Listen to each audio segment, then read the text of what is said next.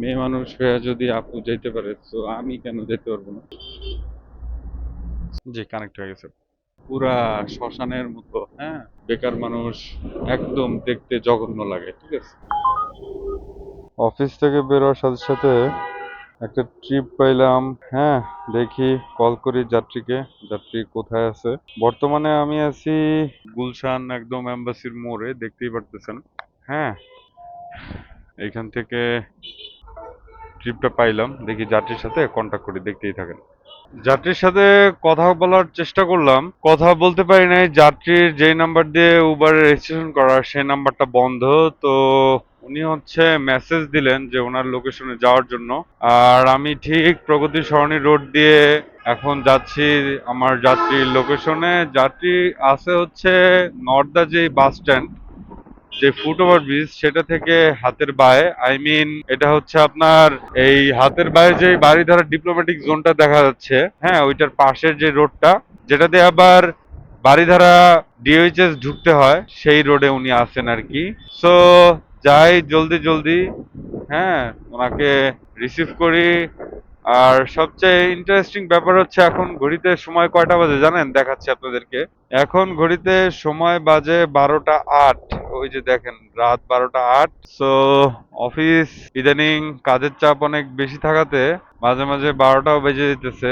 12টার পর অফিস থেকে বেরোইলাম, এখন যাইতেছি মিরপুর। ঠিক আছে, আমার জীবন যুদ্ধে কিন্তু আমি থাইমা নাই ভাই, আমি কিন্তু দৈনিক জীবন যুদ্ধে আগায় যেতেছি। আপনাদের কি অবস্থা? ঠিক আছে, কমেন্ট করে জানান। আর বাই দা ওয়ে, কোন জেলা থেকে কে কে আমার ভিডিও দেখতেছেন, আপনার জেলার নামটি কমেন্ট বক্সে লিখে জানাতে পারেন, ঠিক আছে। এনিওয়ে, আমি আগাইতে থাকি যাত্রীর লোকেশনে, ওনাকে পিক করতে যাইতেছি, যাই ওনাকে পিক করি, হ্যাঁ, দেখতেই থাকেন। এই যে নর্দা বাস স্ট্যান্ড পার হয়ে গেলাম, এখন হাতের বায়ে আমার যাত্রীর লোকেশন।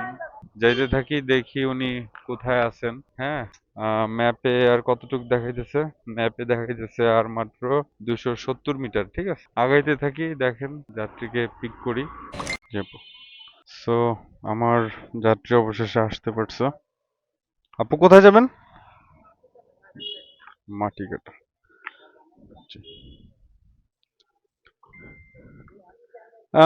ইউজ না করলেও পারেন, এখন এমনি হাতে রাখতে পারেন, ঠিক আছে। সো আপু আসলো অবশেষে, আপু যাবে হচ্ছে মাটিকাটা। যে আপু আসেন, এখন হচ্ছে রাইডটা স্টার্ট করব। হুম, জি জি অবশ্যই, রাইডটা স্টার্ট করে দিছি। এখন দেখি লোকেশন কোথায়। লোকেশন হচ্ছে ঠিক আছে, আমরা তো এদিক দিয়ে বেরোতে পারবো, তাই না? আচ্ছা, ঠিক আছে, বিসমিল্লাহ। সো এখন এদিক দিয়ে বের হব। হ্যাঁ, দেখতেই থাকেন, এই বাড়িধারা ডিউএইচএস দিয়ে বের হব। এখান দিয়ে দূরত্ব দেখা যাচ্ছে অনলি 4.4 কিলোমিটার। আর সময় লাগবে 12 মিনিটের মতো। এখন যাই, টুকটুক করে আগাইতে থাকি। হ্যাঁ, দেখি কত তাড়াতাড়ি গন্তব্যে যেতে পারি। আর ঘড়িতে এখন সময় বাজে হচ্ছে 12টা 24 মিনিট। কিছু করার নাই, যাইতে থাকি, যা আছে ভাগ্যে সেটাই হবে।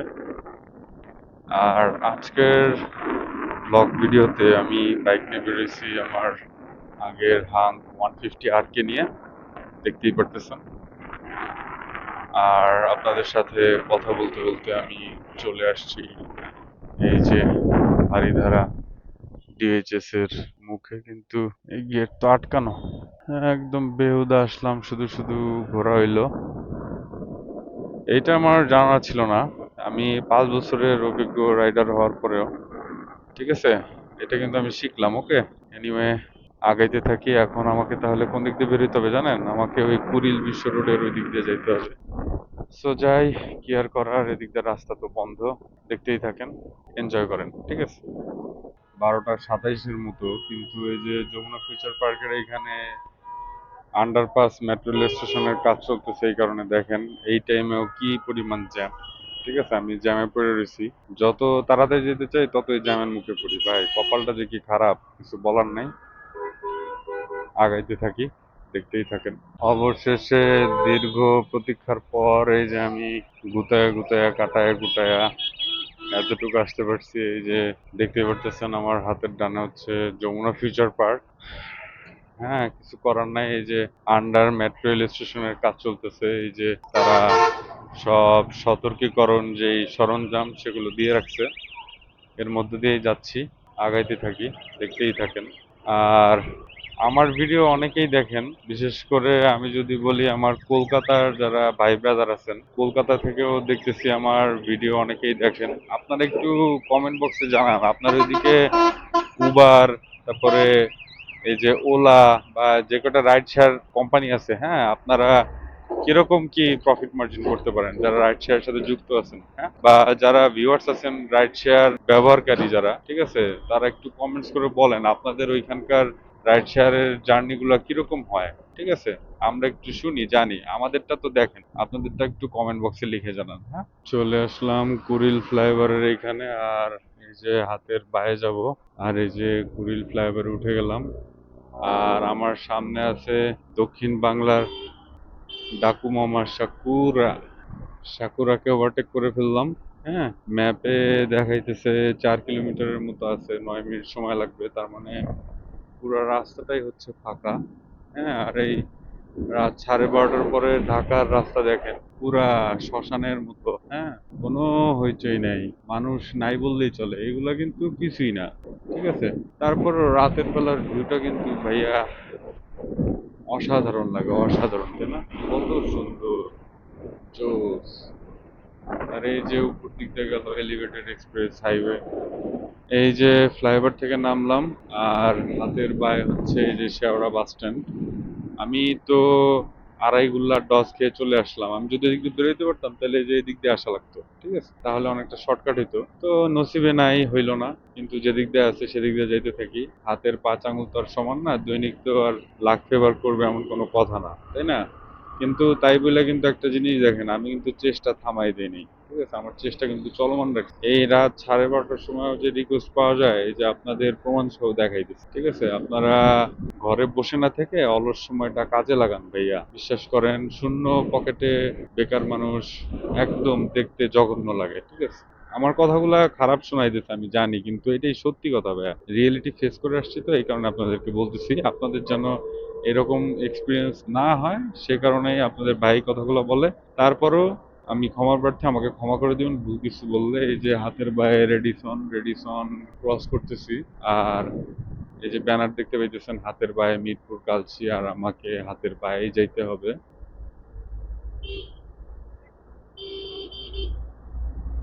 সো হাতের বায়ে উঠে গেছি ফ্লাইওভারে, আর তালে তালে টানতেছি। এই যে বাসটাকে ওভারটেকও করে ফেলছি। হ্যাঁ, রাত্রেবেলা দেখতেই থাকেন যে এই মহাখালী, সরি, মাটিকাটা বনানী যেই ফ্লাইওভার আছে সেটার ভিউ কিরকম থাকে।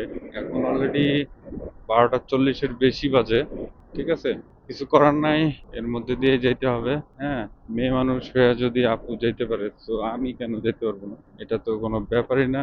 তো আমি যাইতে থাকি, আপনারা ভিডিওটা এনজয় করেন, ঠিক আছে। মাটিকাটা বনানী ফ্লাইওভারের ঢাল দিয়ে নামলাম, ঠিক আছে। আর আমার দূরত্ব আছে 2 কিলোমিটার মতো, আর সময় লাগবে 5 মিনিটের মতো, ঠিক আছে, রাত্রেবেলা। এখন তো দেখি রোড লাইট গুলো অফ করে দিছে, তারপরও আপনারা ভিউ যতটুকু দেখতে পারতেছেন একটা ধারণা নিতে পারেন। হ্যাঁ, তো আমাকে এখন এখান থেকে হাতের বায়ে যেতে হবে। একটু দেখি কিছু আছে কিনা, কিছু নাই, রাস্তা ফাঁকা। তো এখন নিরিবিলি যাই গন্তব্যের দিকে। প্রয়োজনে রাস্তায় একটু সময় বেশি লাগুক, তারপরও সেফটি ফার্স্ট, কারণ একটা দুর্ঘটনা সারা জীবনের কান্না, এরকম মুহূর্তের শিকার যেন না হইতে হয়। তার জন্য আপনার চেষ্টা থাকবে, যেরকম আমার জন্য আমার পরিবার বাসায় অপেক্ষা করতেছে। এখন আমার যদি কিছু হয়ে যায় আমার পরিবারের কি হবে একবার ভাবছেন? মানে আমারটা দিয়ে আমি বুঝাইতেছি সবার পরিবারের অবস্থা আর কি, ঠিক আছে, সবার পরিবারে সবাই অনেক গুরুত্বপূর্ণ। সো এত তাড়াহুড়ার কোনো দরকারই নাই, ঠিক আছে। আমি কত রিল্যাক্সে আসলাম দেখলেন, তাও কত তাড়াতাড়ি চলে আসছি। এইটাই আপনাদের হচ্ছে সময় বুঝা সময় উপযোগী সিদ্ধান্ত নিতে হবে, কখন জোরে চালাবেন, কখন আস্তে চালাবেন, ঠিক আছে, কোথায় কি করতে হবে, এগুলো আপনারা যদি রাস্তায় না আসেন এই বাসায় বসে অ্যানালাইসিস করতে পারবেন না, ঠিক আছে। এগুলো হচ্ছে রিয়েল লাইফ এক্সপিরিয়েন্স। আর আপনাদের ভাইয়ের এক্সপিরিয়েন্স গুলা হয়েছে এই 5-6 বছর ধইরা একদিন সোজা। আচ্ছা, ম্যাপে দেখাচ্ছিল এদিকে তো, এই কারণে আপু। সো আমি যে রাস্তা ভাবছিলাম সেটা না, ম্যাপে যেটা দেখাচ্ছিল সেটা না, এই সামনের ডানেরটা আপু। আচ্ছা, সো এখন যাব হচ্ছে এই সামনে হাতের ডানে যেই রোডটা। ও বাই দ্য ওয়ে, এই রোডটা তো আমি চিনি, এটা হচ্ছে ভাসানটেকের রোড। ভাসানটেকের রোডে ঢুকে পড়লাম। এখান থেকে আপুর দূরত্ব হচ্ছে আর 600 মিটার। সো আর সময় লাগবে 2 মিনিটের মতো। সো খুবই রিল্যাক্সে এসে পড়ছি।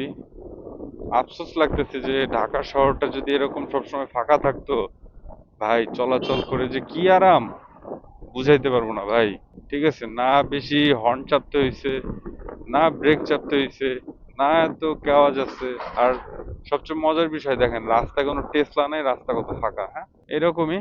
কিন্তু বাংলাদেশে জন্মগ্রহণ করে তো আমরা করছি সবচেয়ে বড় ভুল।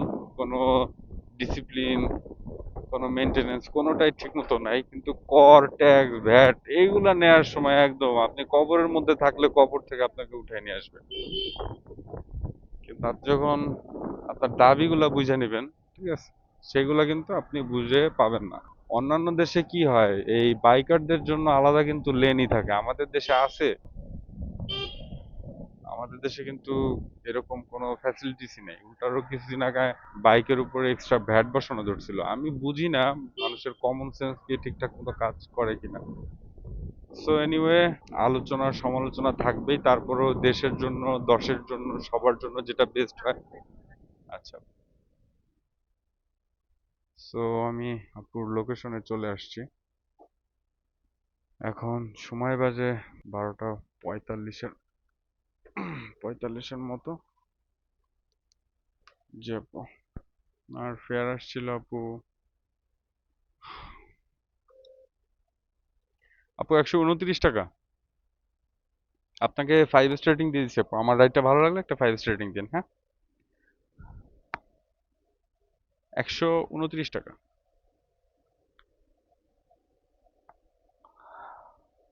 আহ, এখন আর কোনো কথা হবে না, সোজাসুজি বাসায় যাব। অলরেডি রাত 1টা বাজতে যাচ্ছে, আমার বাসার গেটও আটকাই দিছে। দেখি দারুণ মামাকে গিয়ে প্যারা দিতে হবে। আপু কি বিকাশে দিবেন? আচ্ছা আচ্ছা, ঠিক আছে। আচ্ছা আচ্ছা, আমি আমার নেট শেয়ার করতেছি, সমস্যা নেই। জি জি, আমি নেট শেয়ার করতেছি। দেন আপু, আমি কানেক্ট করে দিচ্ছি।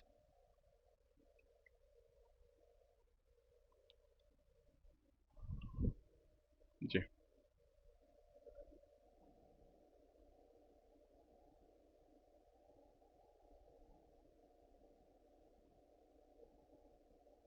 জি, কানেক্ট হয়ে গেছে। আমি যেটাতে কল দিছিলাম লাস্টে 269। আচ্ছা আচ্ছা, ঠিক আছে। সো জি জি আপু, জি আপু। 129। ঠিক আছে আপু, দিয়ে দেন। আপনি সেফলি বাসা যান, আর পর আমার। ও ও, আচ্ছা আচ্ছা, সরি সরি, ভুলে গেছি। আচ্ছা, ঠিক আছে। আচ্ছা ঠিক আছে আপু, থ্যাংক ইউ। আপু রাইডটা ভালো লাগলে একটা 5 স্টার দিন, হ্যাঁ, থ্যাংক ইউ। আপুকে নামাই দিলাম আপুর লোকেশনে, দেখতেই পারলেন। আর আপু ভাড়াটা বিকাশে দিছে, সো বিকাশে 135 টাকা দিছে খরচ সহ। যাক, মাসাল্লাহ, আলহামদুলিল্লাহ, খারাপ না। আপনাদের ভাই এই রাত 12টার সময়ও 135 টাকা ইনকাম করে ফেললো।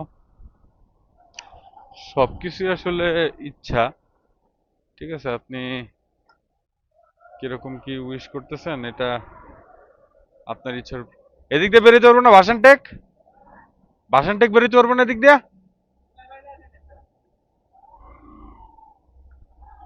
আমি মনে হয় রোডটা থু আসছি। যাই হোক, আপনাদের সাথে আপনাদের ভাই এইখান থেকে এখন বিদায় নিয়ে নিবে। আমি ছিলাম এতক্ষণ আপনাদের সাথে মোহাম্মদ আশিকুল্লাহ কাবির। যদি আমার ভিডিওটা এতক্ষণ পর্যন্ত দেখে থাকেন, অবশ্যই লাইক বাটনে একটা ঘুষি দিয়ে দিবেন। কমেন্ট করতে ভুলবেন না কোন ধরনের ভিডিও দেখতে আপনারা বেশি পছন্দ করেন। আর সাবস্ক্রাইব করে আমার ফ্যামিলিতে জয়েন হয়ে যেতে পারেন। দেখা হবে আপনাদের সাথে পরবর্তী কোনো ভিডিওতে। সেই পর্যন্ত আপনারা সবাই ভালো থাকবেন, সুস্থ থাকবেন। আসসালামু আলাইকুম।